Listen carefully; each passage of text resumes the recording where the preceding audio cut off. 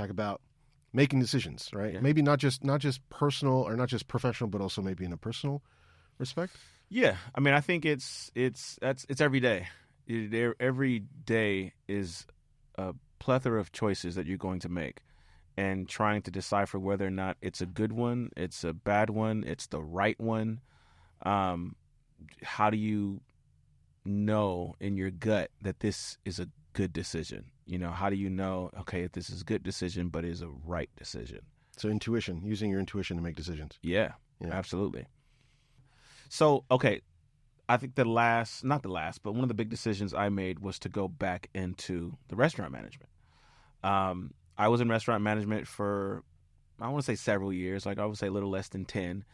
And I joined a concept and just had a really bad experience. I mean, it was just horrible. I mean, operations, just how it was run, everything was just good. Just left a bad taste in my mouth. And I left that job saying... Is that a restaurant joke? Left a bad taste? Right. Yeah. And I left that job saying what I say I never should say, or you should never say, is I'll never go back into restaurant management.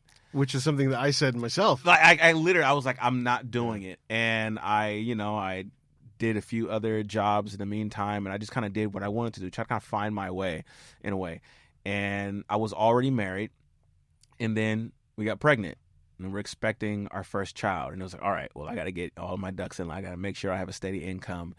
And I remember telling myself, well, I know what I'm not going to do. I'm not going back into restaurant management. I'm just not going to do it. And it took me, I would say, about we found out in August. It took me till late November to make the decision to go back into restaurant management. And I had to really think about it and really like, all right, what should I be doing? And I was going down the list of things, and I'm just like a bunch of no's, like no. Well, like what? What we were afraid was going to happen if you went back? Well, the first thing I think automatically I thought it was music, and then I'm thinking, all right, and the first thing that comes to mind is steady income. All right, well, I didn't want to teach, so that automatically was a big chunk of that possibility. I didn't want to do that, and it was just, okay, I can do this, but it's not going to give me enough income to really be able to support. And so I went back to, okay, what do I have experience in? What was I good at? What am I good at? And it kind of kept leading me back into restaurant management. And even my wife was like, all right, if you go back into restaurant management, you know what it's going to take. It's going to be the long hours. It's going to be the late nights. Yeah. And I literally just went, I was like, all right, well, where have I had a good experience consistently? And I kind of narrowed it down. And so I applied the concept that I'm at now. And I remember when I was in kind of the pre-screening interview process, they were like, all right, what's 2 things that are most important to you? And I said, well, 1, work-life balance. We're expecting our first child, and I want to be there. I don't want to be the father that's just never there but always at work, but everyone's, taken care of. Right. So I said work-life balance is 1, and people is the other one. I got to enjoy who I work with. And, they said what they should say was, those 2 things are very important to us. Well, that's what you have to say. You can't say, well, that's not the place for here. We don't care about people, and you're always going to be at work. Yeah. And then, very quickly into the training program, I realized, this is actually true. And they just kept kind of validating what they said.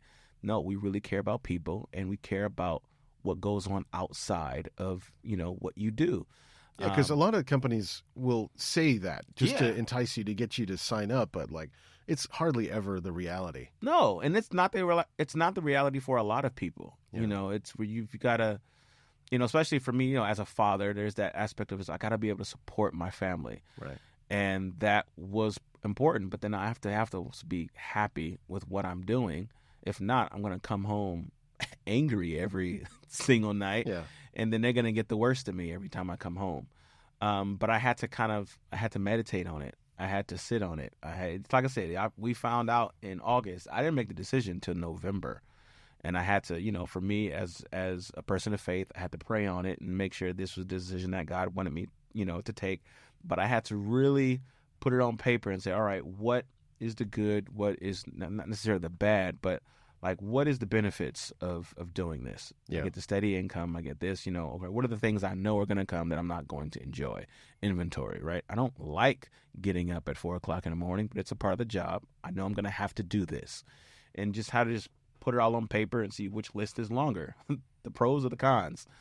And then that gut feeling, that intuition, well, a gut feeling is not just nothing. It's not just a space where it's just random.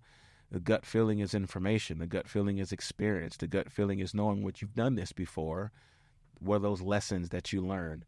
And then make a decision. Thanks for watching. Click here for the full episode, and don't forget to like and subscribe. Nailed it!